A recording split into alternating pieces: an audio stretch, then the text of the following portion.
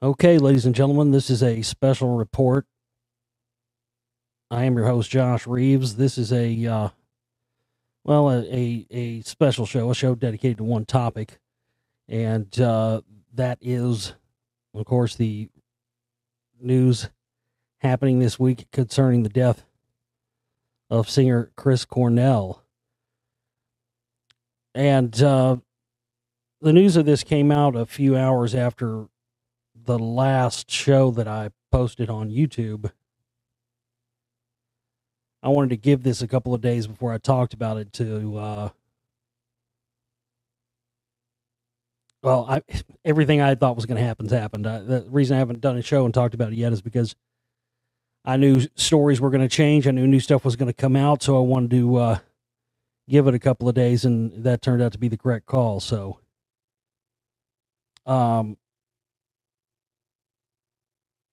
it's funny because when you go back, if you go back and listen to that last show that I did, and the themes that I was talking about, especially in terms of my most recent work that I'm currently working on now, which is Spellcasters Volume 2. And we really got to have some help with that budget out there, folks. So please go and give what you can to that. So, this is just a very, very important work. And I got to tell you, I'm kind of dumbfounded because just as I talked about, and I think I even talked about it in that show, I mean, this is what I'm focusing on right now. A big part of this film that I'm working on, a big part of the stuff that I've been putting together for the past year or so has been the suspicious deaths of musicians. And as I've told you, I mean, it's not which ones are, folks. It's like which ones aren't. It really is. And, a lot of stuff of what I've already had planned and had already written and researched and whatnot for this film centers a lot around this, some of these 90s alternative figureheads and whatnot, especially, we're going to have new stuff in there. I mean, I'm connecting these suspicious deaths. I mean, there's been so many. They all connect along. They connect back to the CIA and sometimes Scientology or people related to Scientology involved in it. A lot of that stuff is going to be, relating back to the right wingers and the CMP and stuff again. But I mean, I'm going to have to go back and change some stuff now in light of the news of the death of Chris Cornell, because, I never talked about it. I never mentioned it. Never said a word about it to anybody because I don't get into a habit of throwing stuff out there all the time, saying, oh, this is going to happen, or making predictions. I just don't get in the business of doing that. Sometimes I do that, and it happens. I mean, I remember when I first saw the movie The Master when it first came out.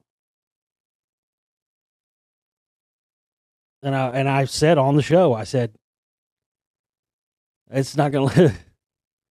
I don't think things are looking too good for Philip Seymour Hoffman. I said they're going to. I literally said, I just said they.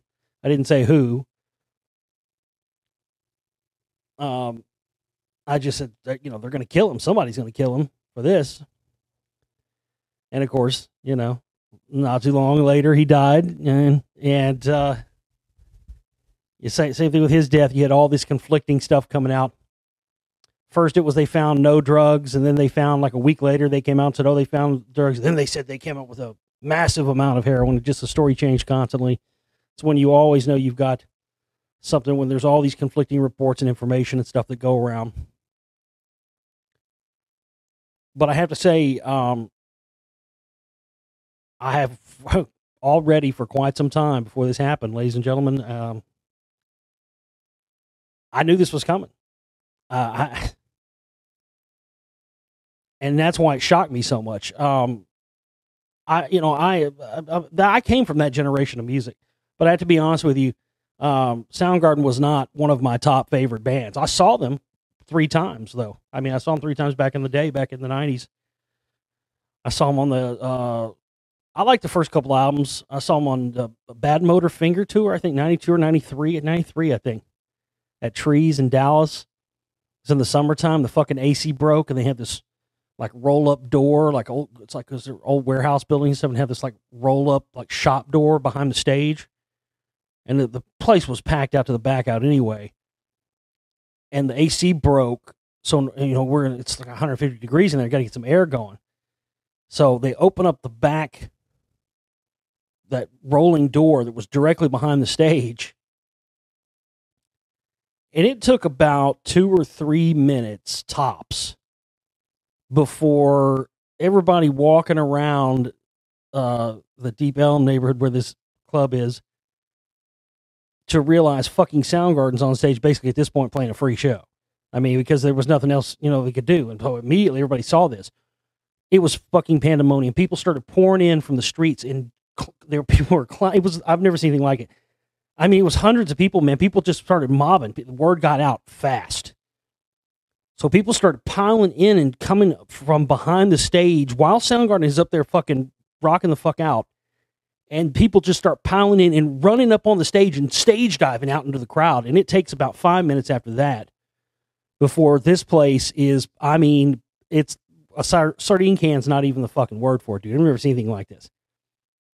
People were just pouring in, and it couldn't stop. People were getting up on the fucking stage. They just kept fucking playing. And then it was about 5 minutes after that, here comes the fucking lights and, cops, fire marshal. Everybody shuts down. They shut down the fucking show. Show's over. I think they maybe got to play 20 minutes or something. So you got to understand, for me at this point, I was fucking pissed because this is just a year before this. I had been at this place to see Nirvana, and that's the night, the infamous event you've probably all seen the footage of. I was there that night. There was this band from Dallas that used to be called, they sucked. I hated those guys. They were all douchebags. They were called Ethel Merman is what they were called, the Ethel Merman, and then they changed their name to Pumpin' Ethel later. And the dude that was the singer I think he was the singer or the guitar player. I think he might have been the singer from that band. Total fucking douchebag. Everybody in the music scene knew this guy was a douchebag. He was also a bouncer. He worked at that club, Trees, as a bouncer, part-time. And he happened to be the bouncer, one of the bouncers the night when Nirvana was playing there. And like Kurt Cobain jumped out into the crowd, went up on hands while he was like playing his guitar. And he was crowd surfing. And the crowd was pushing him back. He crowd surfed a little. He didn't crowd surf out very far, just a little ways. He didn't do like some Eddie Vedder shit or anything. But he crowd surfed down a little bit. Was playing, and the crowd started pushing him back up on hands, back up to the stage. I mean, everybody was back in those days. People did that a lot, and everybody was always courteous. I had a couple of incidents. I actually had an incident at the second time I ever saw Nirvana on the In Utero tour.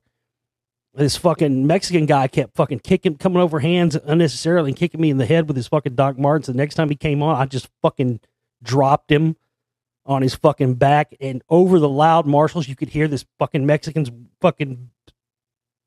I mean, he literally, this is not a racial slur. He literally was a wetback because he had no shirt on, and he was sweating like a slave. And I'm not kidding you. Nirvana was the second loudest band I've ever heard in my life. They were the loudest band I ever heard until a couple years later I saw AC/DC, and my ears rang for a fucking week. AC/DC's bar none the loudest fucking band I've ever heard. But Nirvana was up there. They were fucking incredibly loud. Dinosaur Jr.'s right up there. Dinosaur Jr. and Nirvana are right up there on the loudness scale, but I'd say Nirvana's louder than them. But over that sound, you could hear this fucking sweaty Mexican's back. Whoosh, I could hear it. I slammed this motherfucker. And he got up and looked at me like he was going to do something.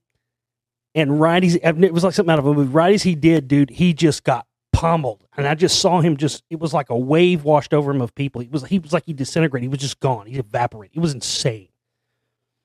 But so Kurt's like surfing out, coming over the crowd and stuff. And as he's coming back up to crowd surf back up to the stage, the dickhead from this band, Pumpin' Ethel Merman, whatever, grabs he had long hair, it grabs his hair and starts pulling his hair.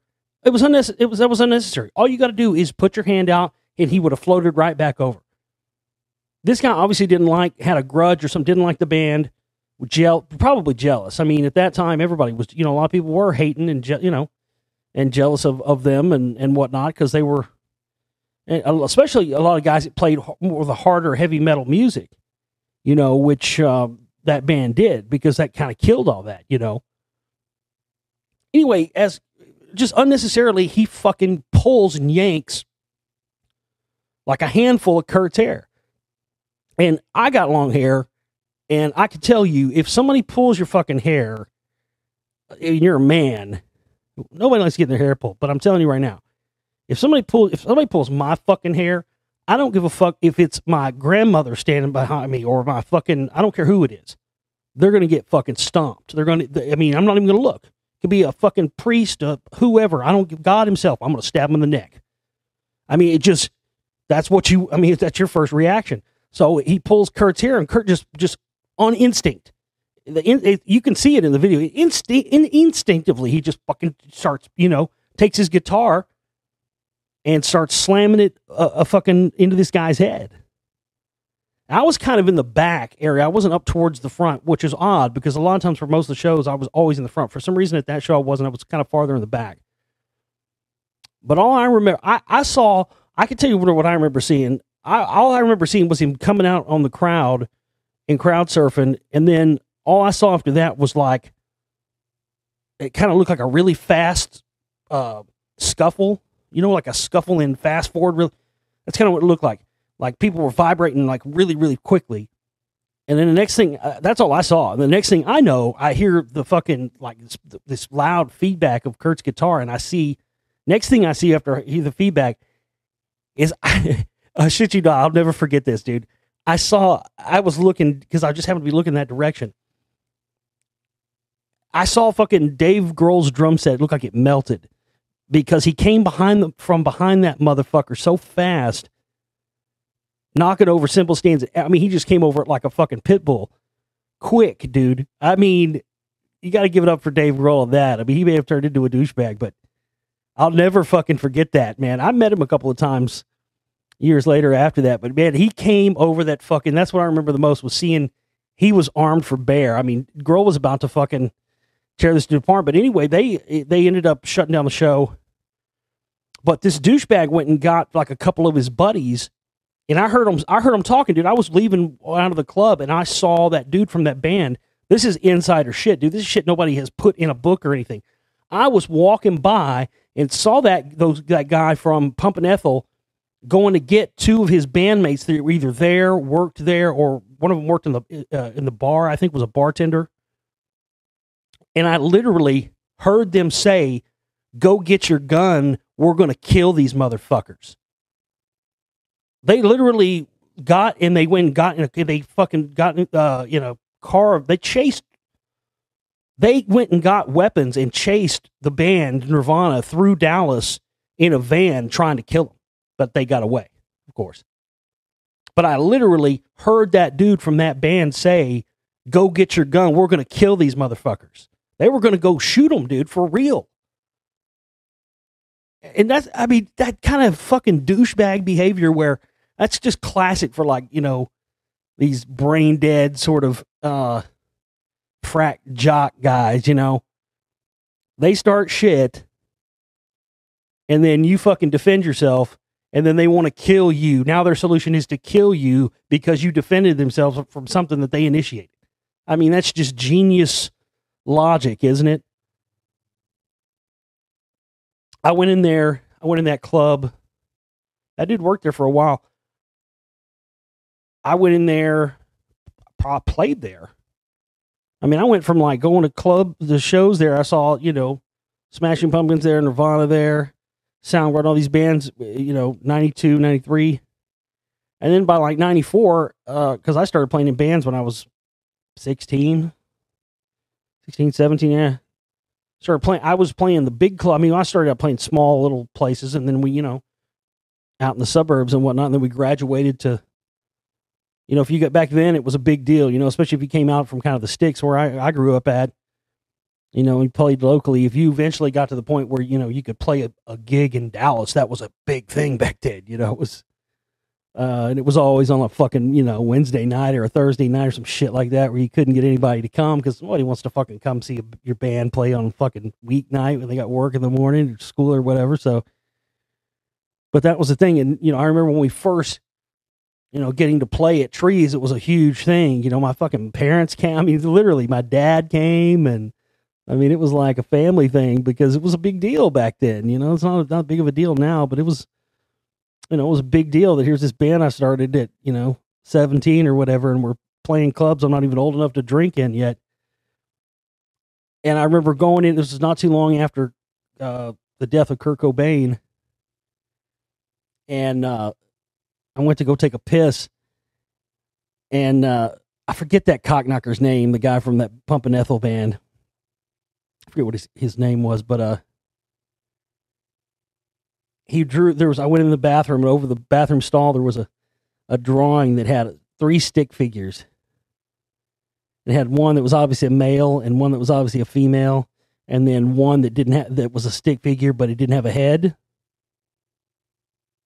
And it said Dick, Jane, Kurt Cobain. And it was signed by that cocksmoker. I saw his name. I was like, that motherfucker. But his loser, terrible band didn't end up going anywhere.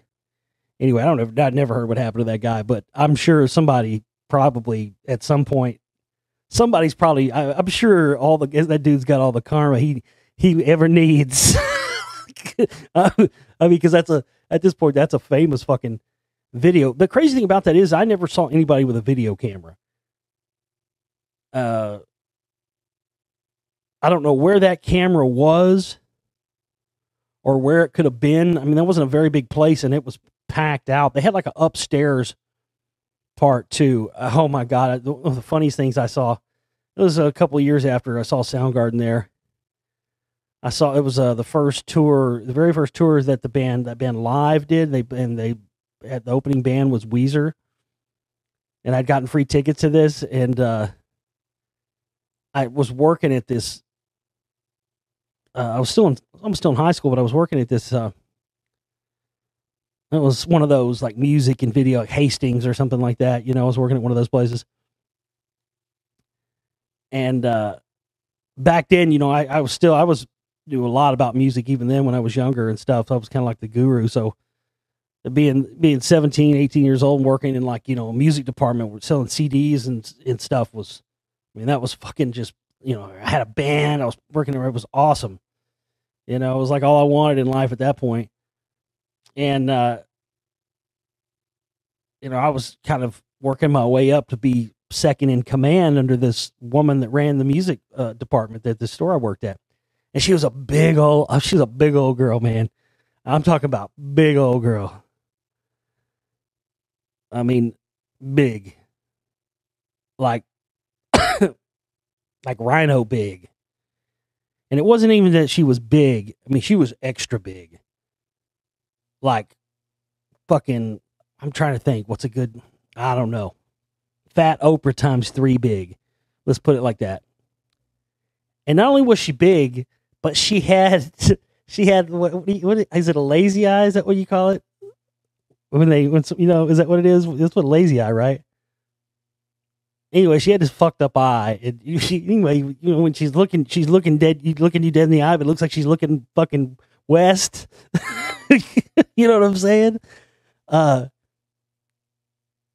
So she was in charge of the music department. I was kind of, I was second in command, so of course I was kind of gunning for her job, and because she got all the perks. I mean, when you were the music manager, you got all the perks, and any perks that I got were her leftovers or trickle downs, But she got free CDs and all, all these promo discs and whatnot. I got a lot of those too, which was awesome back then because back then they would send these promo CDs out for bands like 6-7 months. They would send them out to the record stores like 6 or 7 months before they would come out and be released. So I had all these records back then, like Radiohead, The Bends, and just all these albums that were coming out. I had them 6-7 months before they were ever in the stores. I was worn out on them before they were ever even for sale. It was crazy. But anyway, I went to this concert with Weezer Live, and I saw she was there. I didn't even talk to her or anything. And can't remember if she was going up or going down. They had like a stairway that went to the back top fucking bar area at the trees, and I saw. I can't remember if she was coming. My memory's fuzzy on this. She was either coming down from the top. I want to say that's what it was. Anyway, she was like coming down, and she like, I guess she slipped or fell. Somebody spilled a beer or something on the stairs. It like, I don't know. It was just one of those perfect moments that you rarely get in life. Because I was watching the band, where that is, where I was standing, that would have been behind me on my right. You know what I mean? Not in my field of view at all. I would have been looking forward, looking at the band, and that stairwell thing. I don't know what it was, what compelled me. It was just one of those magical moments that just doesn't happen in life very often. As I'm watching the band, I'm rocking out. I turn around, and something compels me to turn around and look behind me. And I turn around and look behind me, and right as I turn around and look behind me, I see the music manager. I mean, she was essentially my boss, I guess, at that point. I see her. I just turn around just in time to see her just take a spill and roll like Humpty Dumpty all the way down the fucking stairs to the bottom. And oh my God, I can't tell. I mean, I know it's not funny. I mean, in retrospect, as a 40-year-old adult, it wasn't funny. That's terrible. She fell. Yes, I get it. Everybody out there going, "Oh, you're a terrible person." No, fuck you. Listen, man, it was fucking funny. You had to have been there. And listen, everybody, like everybody saw it. It wasn't just like one or two people. Dude, I looked, Weezer saw it. Weezer saw it, and they were fucking like turning, they were playing, and they turned and faced the other way, they were laughing. I mean, everybody was while they were playing, everyone's laughing because everyone saw this, because it was fucking funny. This is a big old beast of a woman, and you just don't see somebody like that rolling like that for goddamn. I fucking lost my shit. I mean, I was losing it, and the band was losing it, and everybody was losing it, and I know she was fucking humiliated. And she was like walking out, like leaving or something later on. I was like standing outside, and she fucking saw me, and I just went, I mean, it was like Beavis and Butthead. I couldn't fucking stop. I mean, I just turned red, dude. And she turned beetroot. She looked at me. She said, "You don't say a word about this to anybody." I was like, "Oh, no. Of course not. No, never." Bullshit. Oh, my God. Are you kidding me? Bullshit. What was the first fucking thing I did? Oh, my God, dude. Oh, this was the days before, cell phone cameras and stuff like that. So, you had to go analog with it. Boy, I told everybody that would listen. Are you kidding me? Gas station clerks, fucking people at the drive-thru at McDonald's. I didn't care who it was. I told everybody. Hey, what's her name? Works over at Hastings? Yeah. Dude, check this shit out. And everybody thought it was funny. Because it was funny. It was fucking funny because she was up her own ass anyway. She needed to be brought down a level because she just thought she really did think she was big shits in Turdville, and she treated people like they were inferior, and she acted like she was, the queen of everything, and everybody should bow to her, and it was just hilarious to see her fucking bite it. And it wasn't very long. She knew too, dude. I don't think I ever spoke to her ever again. I literally don't think I ever said, because we never worked after that, we never got scheduled on the same shifts. She would always be gone before I got there, and I would usually close, So she would work the day shift, and I worked the night shift, and I didn't see her. I think she maybe lasted maybe 2 weeks tops after that happened, and I got her fucking job. Straight the fuck up. So it all worked out for me, but oh my God. I'll just never forget that. It made me thinking about that Soundgarden story. It made me think of that. But I gotta be honest with you. I came from that generation of music and stuff. I mean, I was right there with it. It was, that was when I was a teenager, and I came from that generation. Saw a lot of these bands, all these bands live. I have to say, those Soundgarden, Alice in Chains, those are my least two favorite bands. I was not into those bands. I wasn't into Pearl Jam either. Didn't I? I never got into those. I mean, there was a lot of that music that was really good, but there were also a lot of other bands besides the ones that you hear about all the time, the ones that get played on the radio still to this day. Just like from any era, just from like the 70s. I mean, there's tons more. All these bands, classic rock radio reduces, these great acts to these few songs, and they play the same ones and never venture out and play anything new. But with that said, Chris Cornell was a great singer. One of the times I saw Soundgarden, it was the worst show I ever saw in my life. They had just like broken up. It was like one of the Lollapaloozas. And they all came out on stage and they were all fucked up and nobody was playing the same song. Like nothing they played in the 15 minutes they were on stage resembled music or their songs at all. It was just, I guess at that point they were getting paid. They just had to go out and fill their slot and they'd already broken up. So they didn't give a crap about playing together. I just thought that was just a shit way to treat paying customers. I didn't care. It didn't bother me, but I mean, there were big fans of them that were coming there to hear these songs. But, I didn't like I wasn't a fan of any of that other shit. I thought he was a great singer. I really did. But, I just never got down with his vibe or his songs or anything like that. Some of the early stuff, what was that one song? Loud Love. That was a fucking good song. That was some of the early shit. I liked some of that. Okay. By the time they got to like Super Unknown and Black Hole Sun and all that, I mean, it was clear they were, being put through the machine of mass produced music. And, I mean, it was pretty clear that was 1994. So it was already clear to me by 1994 that they were, going to be turned into probably everything they swore they despised when they first started the band, which is a common thing. But, like I said, I knew this was coming. I had pulled some, I had already been thinking about this, when I first heard about it the other night, that's what shocked me the most about it when I first heard the news, because I had already been thinking in my head that Chris Cornell was probably, think about it, Kurt Cobain, gone. Scott Weiland, gone. Lane Stanley, gone. Chris Cornell, gone. Bradley Knoll from Sublime, gone. Shannon Hoon, Blind Melon, gone. Funny, I got a story about Shannon Hoon too. Blind Melon were actually a really good band, regardless of the fact that they had one terrible song. They got completely worn out on radio, and but check out their album Soup sometime. There's fucking good shit on that album. Really, really good stuff.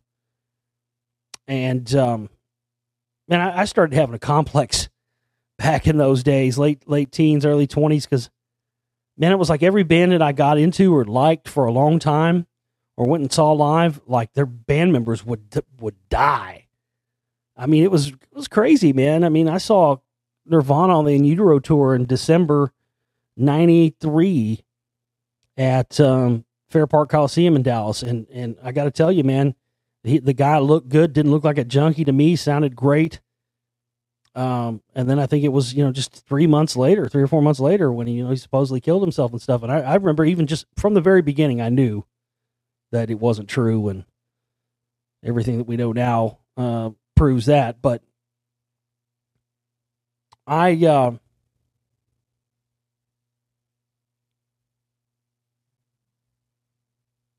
it's just, it's mind blowing to look back at this stuff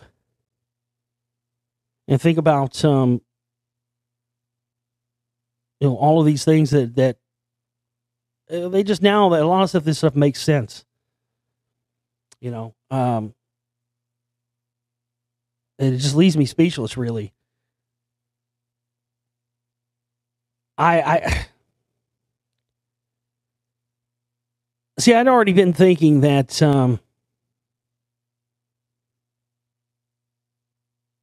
that something was going to happen to them, and something. There's just so many of these. I'm not even going to be able to put all these suspicious deaths into this film. There's so many. Back to what I was saying about Shannon Hoon, though.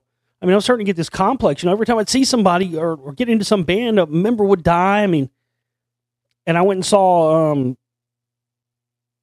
back in those days in the clubs here in Dallas, I got to see a lot of shows for free in clubs because there was this thing in the kind of in the little neighborhood where all these clubs were at. If you were in a band that played at these clubs regularly, they had a musician's guest list or musician list of people whose names were played at the club. And if you're on that list or you're a musician who regularly played these clubs, then you got to get into whatever show you wanted to get into for free. So I took advantage of a lot of that. And since we played at like I played every fucking club in that area, there was this old little shitty little punk rock club called the Orbit Room in Dallas. And 1995, I went there to see Blind Melon. They were playing on their Soup tour. Small, shitty little club. Went to the show, and they were fantastic. And I kind of was hanging outside after the show, and I got to meet Shannon Hoon, the singer from Blind Melon, who also, before that, he sang background vocals with Guns N' Roses. If you listen to the Use Your Illusion 1 and 2 albums, he's actually in some of the videos. Like Don't Cry, he's in the video for that. You can clearly see him, and you can hear him on the record singing background vocals. But anyway, I met the guy. I mean, he was not fucked up. Didn't look like a junkie to me at all. Very clear-headed. I asked him, I was just curious because he had this band, this neck band, tattooed neck band that went all the way around his neck from one end to the other. And it was cockroaches. I'd seen that a couple times. I was so curious about that, man. I was like, what in the fuck would, you know what I mean? What would possess somebody to get cockroaches tattooed on their body? It just was fucking weird. And they were big, dude. They were like, 2 inches long. They're big fucking, like, they went all the way around his neck. And I asked him about it. And he was very cool. He was like, oh, well, dude, you probably won't believe this, but he's like, actually, my whole life, he's like, I always had this fucking massive phobia of cockroaches. I'm like, really? Like they scare you? They frighten you? He's like, oh man, yeah, terrify me. I don't know why. It's like, I don't know if it's something that happened when I was a kid or they just terrify me, but they don't anymore. I got over it. And that's why I got this tattoo, this neck band of cockroaches around my neck so that it would help me overcome it, because I could go look in the mirror and pull my shirt down and see a cockroach on me. And I had to fucking, learn to live with it because I had it inked in me permanently. And I just thought that was not what I expected at all. It wasn't the story, you know what I mean? Sometimes you ask a question and you get an answer to the question that's completely not what you expected the answer to that question to be. It was one of those moments. And he was a very nice guy. And again, he didn't seem like he was fucked up, or he didn't seem like, believe me, I've met some junkie musicians before. There was this guy, Kevin Jr., played in this band, the Chamber Strings. I used to run a fan club for them online back around 2000, 2001. And they came to town the one time they ever came to town, and I was kind of like, their ambassador, met them when they got there or whatever. They literally get out of the van. They've been on the road, or they get out of the van. I go to meet them, go up to Kevin Jr. He's, of course, dead now. He didn't actually die of an overdose, but he had ended up having heart problems. He was a bad junkie too. But anyway, he gets out of the van, walks up to me and says, "Hey, how you doing? I'm Kevin. You know where I'm getting heroin?" I mean, it was that quick. That's what junkies do. Junkies don't waste any time. Especially junkie musicians that have been on the road. They've been on the road, they travel, and they need their junk. Their mission is to, trying to score some heroin. Luckily, I did not know where to get any heroin at that time, but I'm sure he found some somewhere else. But Shannon Hoon wasn't like that. He didn't seem like he was on drugs at all. Didn't even seem like he'd been drinking. He wasn't even drinking any alcohol at the show. And I shit you not, man, it wasn't even 2 days later. They played in Dallas. Their next show was in New Orleans. And they were from Louisiana. 2 days later, man. 2 fucking days. 2 days after I had that conversation with Shannon Hoon, man, standing outside the Orbit Room in Dallas, Texas, it still blows me away. 2 days after I'm standing there talking to him about his cockroach set, he's meeting him. I hear he's fucking dead. Heroin overdose. What?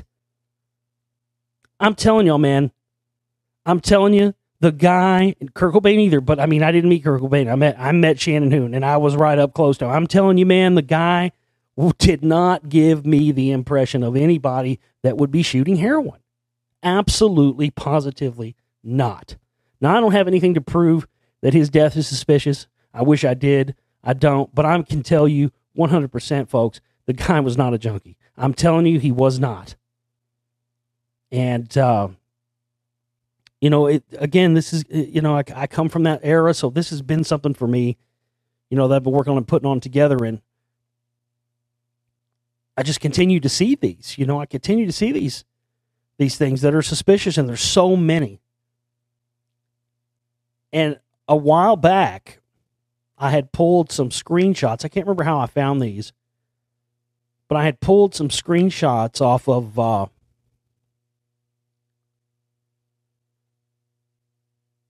Chris Cornell's Twitter page.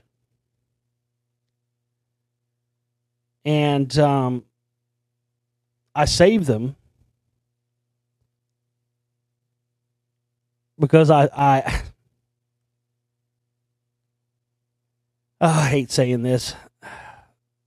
I knew it was going to happen. I mean, I don't get any joy. I want to be clear about this. I don't get any joy from being right about this stuff, man. I just don't. I don't want to be right. That's why I didn't fucking say it. I didn't get on my show or, you know, even say it to anybody that I know, man. I just knew that they were going to fucking kill Chris Cornell. And I think it looks like he was suicided.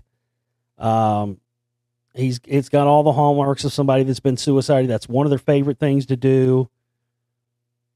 But I pulled these screenshots. These are, you know, admittedly, these posts were old. I mean, these were from 2009.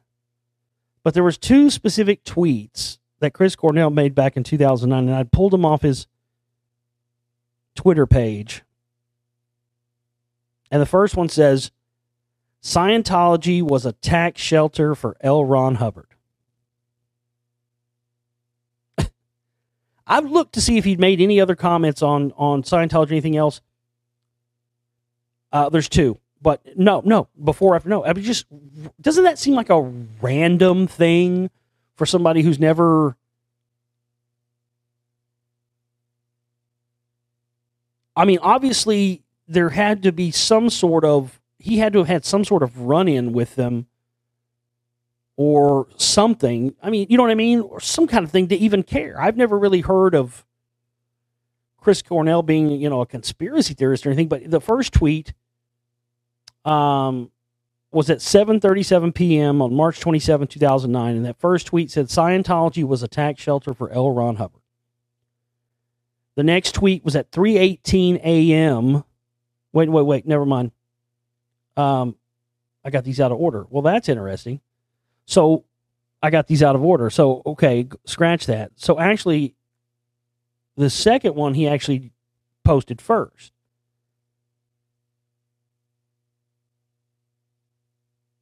But I can't see anything. So the first post he made actually says, can you believe it? That's how Scientology started. This is all in exclamation points. I just need some sci-fi horseshit self-help angle attached to a sci-fi theology. What does he mean by that? I've tried finding out if he, even before his death, I was trying to find out if he'd joined, if he dabbled in Scientology. Couldn't find anything. But the way he phrases it, he says, can you believe it? That's how Scientology started. And then it says, I just need some horseshit self-help angle attached to a sci-fi theology. He's saying, I just need some. No, almost like he had dabbled in it or something. I mean, I know that a lot of the musicians have gone through Scientology, the Narconon stuff.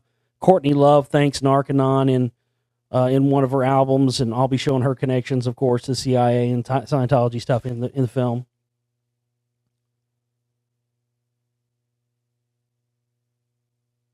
I haven't been able to find any other reference for this. Again, March 24th, 2009, 3:18 a.m. Can you believe it? That's how Scientology started. I just need some horseshit self-help angle attached to a sci-fi theology.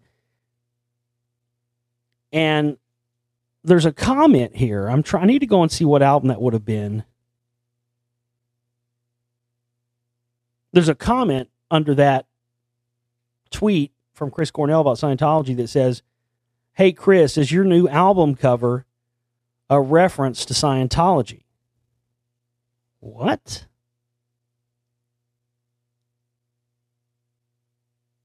Okay, well, I'm looking that up right now because I'm not familiar. I knew he had an album called Higher Truth. Is that the one? Yeah, it is. That's the one they're talking. Okay. I knew that was 2015, so that would have been the one, because this comment, even though the tweet was from 2009, the comment here from the person asking if the new album cover is a reference to Scientology, Chris doesn't respond. Let me pull this up. Is this a reference to Scientology? Chris Cornell, Higher Truth.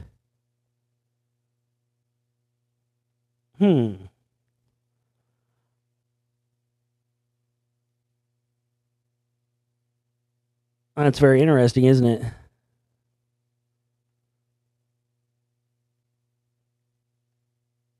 I don't really see how that could be a reference to Scientology. Now, there is a single cover here that kind of looks, but the Scientology cross is an 8-pointed star, and that's more than that. I don't know. Not quite sure where that person's deriving that from. I guess it does kind of look a little Dianetics-y, kind of does look like some of the covers they use for Dianetics, but anyway, I had pulled these tweets down a while back, and I'd saved them for this type of exactly this type of scenario. I really never honestly thought it was going to happen, but yeah, I mean, there's a lot of anomalous things already surrounding the death of Chris Cornell. I mean, no suicide note. That's the number one thing. The timing of it's weird. They said the show ended at 11 p.m. and that they met with fans for 25 minutes. And then they left the Fox Theater at 11:25 p.m. And then they go on to say that his bodyguard gave him 2 Ativan pills at 11:30 p.m. And then 15 minutes later, his wife, who was also their manager, his manager and Soundgarden's manager, I'll get to that in a minute, all of a sudden thinks that there might be something. She just gets a feeling, woman's intuition, whatever it may be, that something's wrong with Chris. Anyway, there's a weird lapse in time. It's of course the club was 5 minutes from the hotel, but it says they left the theater at 11:25, and that at around 11:30 back at the hotel up in Chris's room or whatever, his bodyguard gave him the 2 Ativan. I mean, that's a short window of time.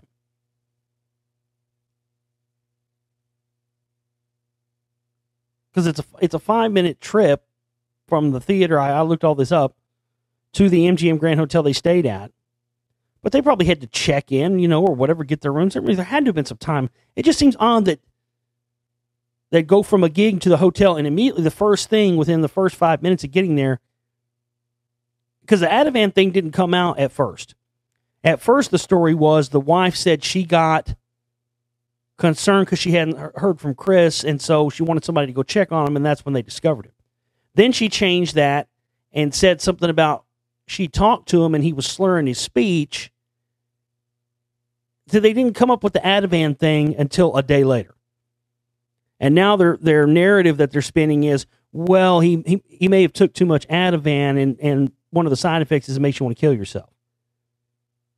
But nobody came out with that until 24 hours after everybody had already learned he was dead. And boy, that was a quick coroner report too. Boy, within 24 hours, the coroner had already determined that it was a suicide. I mean, usually investigations take way longer than that. Toxicology reports, everything. Within 24 hours, they already had a coroner a report. They got on that shit quick. Same thing they did with Kurt Cobain. And of course, we've never been able to see the findings from the Kurt Cobain autopsy and whatnot, because of course we already know what they would show was that he was drugged. He was shot up with 7 times the amount of heroin that would kill a normal person. And then his suicide was staged. Somebody put the barrel after he was knocked out. They put the barrel in his mouth and pulled the trigger. That's why the shell from the shotgun is ejected out of the wrong side of the shotgun. Where it was loaded, it would have had to have flipped. It's impossible. The only way that shell would have ejected out the way it did and landed where it did had been if somebody had been pointing that down at an angle, not somebody pointing it up in their own mouth to shoot themselves. Because the shell would have came out on the opposite side. Notice how these guys are never by themselves. They always got handlers and bodyguards and managers and everybody around them. And then conveniently, when they kill themselves or shoot that lethal dose, conveniently it's the 1 minute. Like these guys, they make it seem like these guys are waiting all day. Oh, now I can do it. Now I'll go kill myself. Especially the ones that hadn't acted, that I knew they were going to try, same as they did with Kurt Cobain. They try to use his song lyrics and, oh, well, he wrote a song called I Hate Myself and I Want to Die. They did that with Kurt Cobain. Have you ever heard that song or read the lyrics? It's a stupid, nonsensical song that had a nonsensical title, and there was a lot of stuff like that. And I knew they were going to start doing that with Chris Cornell, and of course they already have.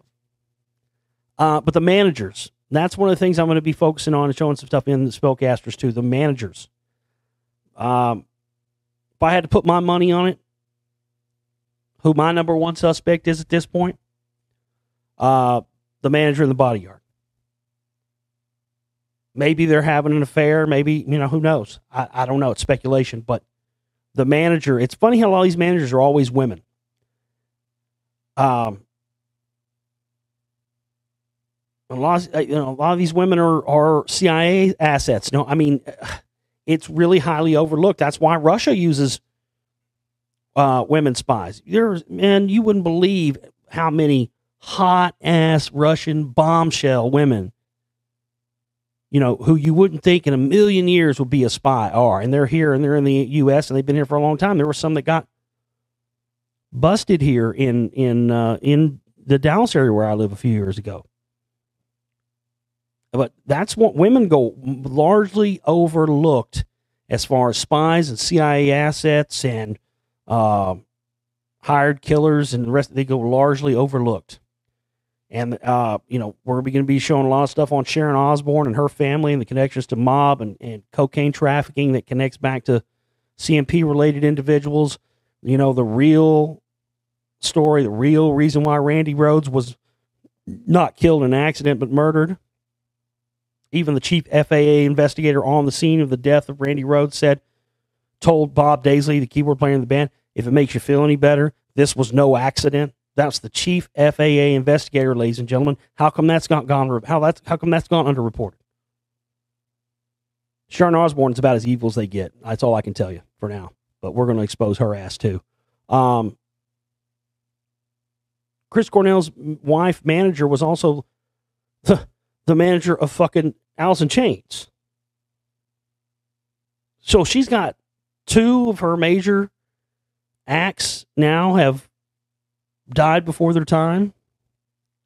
And the 2 main people who would have known Chris's whereabouts, where he was staying, what room he's in, all that. The 2 main people were the wife, who's the manager, and the supposed bodyguard that gave him the Ativan that they're now using as the reason. Soundgarden were had gotten back together a few years ago. They've been touring. They're actually supposed to be playing in Dallas next week. That show got canceled, of course, now. But, listen, whether you're a fan or whether you're not, the fact of the matter is that I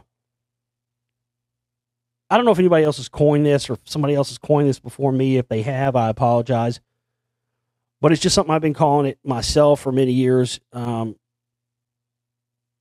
And I've kind of hesitated to really put it out there, but it's absolutely true. And that's the what I have kind of called the anti-rock conspiracy. That's really what it is. Dimebag Darrell from Pantera, that's another one. So many, and ones that ones you wouldn't even expect, and think, or maybe even people that aren't really well known, like Don Rich, the guitar player for Buck Owens back in the he supposedly died in a motorcycle accident. No, it didn't happen. He was murdered because he was getting ready to leave. He was, he wanted to go solo. He wanted to leave Buck's band, and he was the big, it was his firepower in the band. And he knew it was going to happen. He tried to tell him not to go on his motorcycle because he had set him up to be killed, and then changed his mind. And, it ended up happening anyway.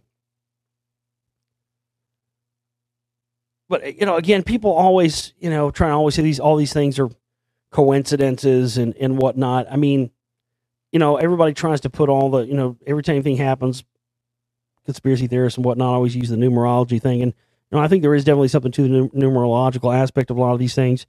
It's been proven time and again that they love to do stuff related to numerology, especially in terms of secret societies and the elite and whatnot. But just looking at some of these, immediately looking at the symbology around the death of Chris Cornell here, the last show they ever played is at the Fox Theater.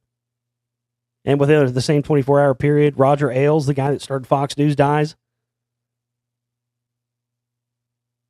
Right as all this, they always have these celebrity deaths when political stuff is getting and scandals are going. We had all this Russia stuff going on, and now with the death of Roger Ailes and the death of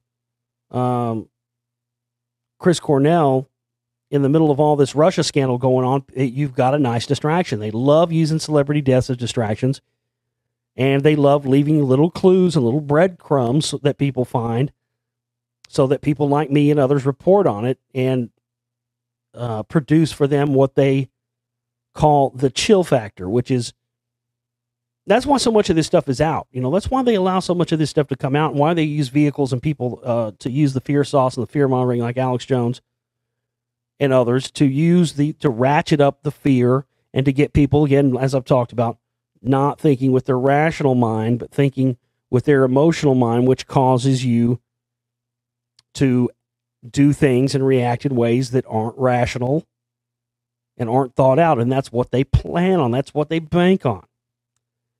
They love leaving these little breadcrumbs because they want to use it so people see that, and the people that have figured this stuff out go, see, it is real. And then they hope that you become scared by that. But the key is to not let these pussies scare you, but to constantly let them know that you are indeed aware of their chicanery. But Fox and numerology is 666. So you got the double 666 there. You can't tell me this is coincidence. Listen to this. So they played the Fox Theater. Roger Ailes kicks the bucket. Guys heard Fox 666. Then the last song that Soundgarden played, and everybody's been talking about how this is a Led Zeppelin song, but they're leaving everybody in the media. I'm telling you, I'm not bragging. Everybody that writes in the media has less of a knowledge of the subjects that they write about than me. It's ridiculous. Everybody's pointing out that last song that Soundgarden played was In My Time of Dying, which is a song made famous by Led Zeppelin. Everybody's just saying, oh, they played the last song was a Zeppelin song. No, that actually is not a Zeppelin song. It was a Zeppelin song, a song that was stolen by Led Zeppelin from the legendary blues man Robert Johnson. The original title of that song was Terra Plain Blues. Guess where that song was recorded at, ladies and gentlemen? Right here in my hometown in Dallas, Texas, right on the 33rd degree parallel. Now, what did Robert Johnson, we all know the story about Robert Johnson, right? What did Robert Johnson supposedly do? Sold his soul to who? The devil, for the ability to play guitar like nobody else. And thus, it's also said that that's kind of where the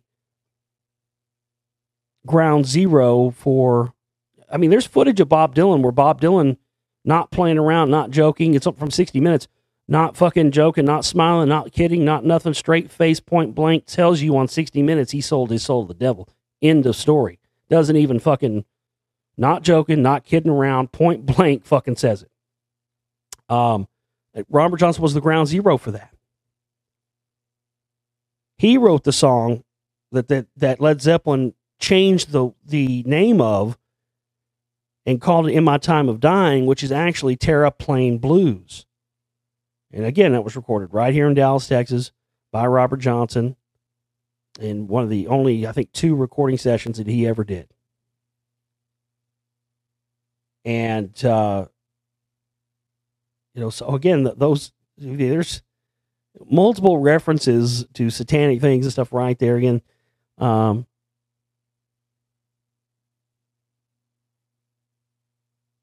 This is, I want to know more about this. I wish I could find more about the Scientology. I've not been able. I think there was probably some other stuff here, some tweets, because this tweet from Chris Cornell where he says, "Can you believe it? That's how Scientology started. I just need some horse shit." Where he says, "Can you believe it? That's how Scientology started." It seems like there must have been another tweet before this one where he was talking more about it, but I've not been able to find it. It's like it got scrubbed. Man, again, it's just unbelievable that this is exactly where I'm at and what I'm working on in my research and in this film and exposing this stuff. And right as I'm working on this, here another one happens right in the middle of it.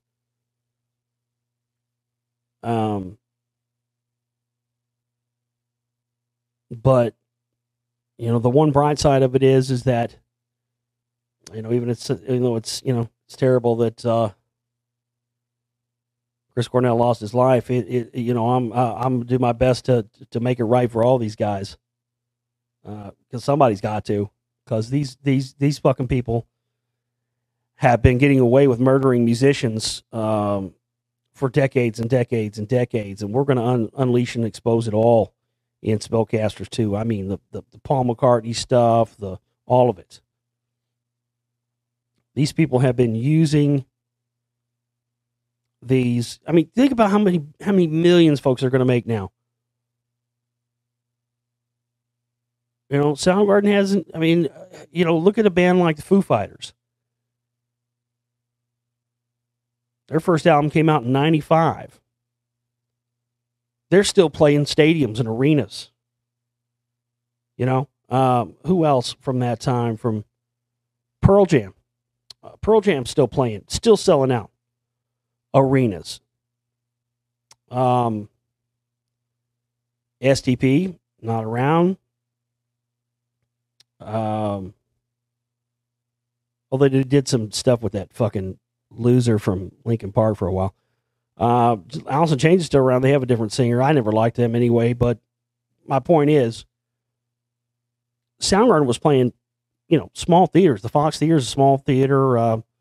The place they're playing in Dallas is a newer place. It's pretty big, but it's not an arena. You know what I mean? That's my point. I mean, Soundgarden is not out there selling out arena tours anymore like Pearl Jam still does and Foo Fighters still do. Few other, there's not very many others from that era really that still can tour and sell out big rooms. But I mean, I'm sure it already has caused a major boom in sales, digital sales, album sales. It always does anytime you have one of these deaths. Sometimes these guys, these people crunch the numbers. And I'm just here to tell you right now, my number one suspect, if I had to put a finger on it, would be that wife. The manager wife. I mean, she got not one but two famous musicians from that era that were under her care and under her management that are now dead. And it's easy for anybody to, that's why they always do the suicides and the overdoses that's why they use those CIA tactics and killing methods to do this. Because if you just put out the narrative that somebody was a junkie, no one's ever going to, no one's ever going to question, even if you had evidence in spades, no one would ever question it.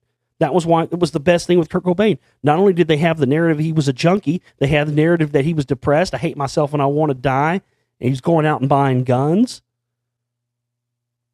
So it was perfect for them. And, Chris Cornell, even though he at one time did have, substance problems and whatnot, has not been known to be on anything or, so they had to have something. They had to have something to blame. Well, he was on these. He was absolutely, positively, there's no question about it. He was murdered. And I would be, if I was investigating the case for any official capacity, I'd be keeping my eye on the wife and the bodyguard and find out what their relationship is. Because again, those are the two major people that are going to be in closest proximity. And, if you start finding out the bodyguard and the wife, were having an affair or they're hooking up or they get hooked up later on, where there's smoke, there's fire, that's going to be something to look at. It's going to be something somebody needs to keep an eye on. I don't know how you would go about doing that, but, a dead rock star is a lot better than a live one for a lot of these people. And it's unbelievable, folks, when you really investigate this like I have. I mean, there's one particular 90s alternative icon I'm going to be exposing in the new film that, I mean, not only is he got connections to Scientology, he's got connections with, often Kurt Cobain, and also has connections to often a major leader of a major country. So we'll have that information. I mean, oh my goodness. I have to tell you, this is the most dangerous work I've ever undertaken. But the problem is now, as I said in the last show, if you didn't hear the last show, go back and listen to that. Problem is now we just need funding. We haven't reached our fundraising goal this week. We needed to raise $200 this week. We haven't raised that amount yet. And we've still got about $1,000 left to raise minimum. We really need about $2 to do this thing right. It's going to be 2 films in one for the Spellcasters too. So, and I've just gone as far as I can now, folks, without any, budget to operate. I've been working my tail off on this thing, and had hoped we would have gotten some help since the last show. We still have not, and we need people to act. Otherwise, we're not going to be able to get this project done. And, this stuff with the death of Cornell has set me on fire even fucking more, because it's proven what I've already laid out, and it's proven it even more and in a much bigger way than I had seen. Because I'd already put together that there was you got to understand, folks, that was what was so groundbreaking about that music at the time when Nirvana came on the scene. When you understand, I mean, I'm from that generation, and I didn't like music for a long time because I was never into the fucking butt rock and 80s hair butt rock fucking Warrant and Poison and Winger. I hated that shit, man. Being a kid in the 80s, I didn't even like music for a long time. I didn't like music until I was 9 years old. All the music I heard, I thought music was terrible. I thought music sucked until I was 9 years old, and I saw Queen on Live Aid playing live, and that's what got me, man. That was it. And then I got into punk rock after that, hanging out at the Jeff Phillips skate park here in Dallas as a kid, and seeing. I've talked about this before, but seeing the great Jeff Phillips and Jason Lee, who'd go on to be in Scientology. That's another thing I've been looking at, man. I don't want to throw any accusations at anybody, but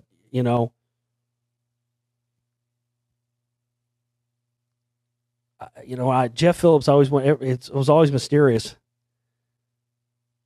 how he died, and some people say he killed himself, some people say he didn't. I don't know. I just find it interesting that he would have been the, even though Jason Lee was friends with him, he would have been Jason Lee's biggest competition in skateboarding at that time, And then not too long after that, after he dies, Jason Lee quit skateboarding, joined Scientology, And Scientology then lands him his breakout role in Kevin Smith's movie Mallrats. Now, if you haven't seen the Spellcasters 1.5 yet, you either need to mute the sound here, pause it, or move on, or whatever, or go watch that now because I'm about to give you a spoiler. There's a, well, maybe not. I won't tell the type. If you haven't seen Spellcasters 1.5 yet, go watch it. That's number one. But in there's a TV show I discovered that lays out the false flag alien scenario stuff. Those of you who've seen it know what I'm talking about. And you know the title of it, so I'm not going to repeat it here. Very interesting that, Scientology, he joined Scientology. Scientology gets him the gig in Kevin Smith's movie. Then he does another Kevin Smith movie after that, Chasing Amy. And after that, Mallrats was not a success, but Chasing Amy was a success. So after that, Kevin Smith started getting all these offers to direct all these different movies, one of which was the failed, or aborted rather, the aborted Superman movie. A lot of people forget about that, with Nicolas Cage. That was Kevin Smith when they actually did shoot some of that. I mean, they actually did make it. It got shit canned, but there's footage. There's stuff you can see where you can see fucking Nicolas Cage in the fucking Superman suit. But one of the things that Kevin Smith also got offered, very interesting, especially with what I found. Right around that time after he did Chasing Amy, he got offered to make a movie version of that episode of that TV show that's in Spellcasters 1.5, which is basically, that lays out the false flag alien scenario stuff and has the aliens called Thetans. Hello? They were actually going to they shit canned it and have never since tried to do it again, which is very interesting. Makes you wonder. I guess they figured people probably would have figured it out. I think that's what they thought. I think at first they probably thought, no, we can do it. People are dumb. They won't figure it out. And then they thought, better not. They were actually going to make, isn't that interesting? Now, I've never found any connections with Kevin Smith to Scientology, but I just mean, it's the next direct film he gets asked to direct and gets offered to direct right after helping make the Scientologist Jason Lee a big star in his movies. I'm telling you, folks, there's so much of this stuff that I've decoded and figured out nobody else has. And we've got to have financial support, and we've got to have people that can help us get these projects off the ground and get them going. Everybody out there could donate something, whether it's $1, $5, $10, $100, $1,000, whatever.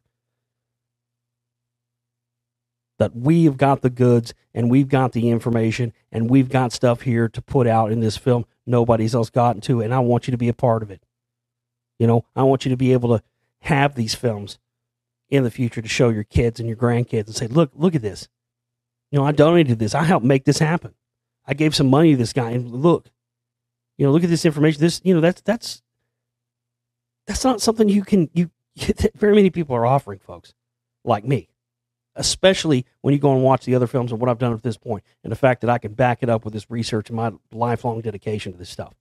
So that's why we need everybody to act. Go to my website, theglobalreality.com. You can use the donate button there. If you don't have PayPal, you can use a credit card, a debit card, or a prepaid card, whatever. You want to help us get some new equipment, you can buy an Amazon gift card, a digital one, online. Help us get, new gear. That's another great thing to do. You can do that. But whatever you do, however you do it, make it happen. And please help us get this stuff funded and going. Because right now, we've exhausted all available budgets, and we're running on fumes. All right, folks. We'll see you next time. Take care.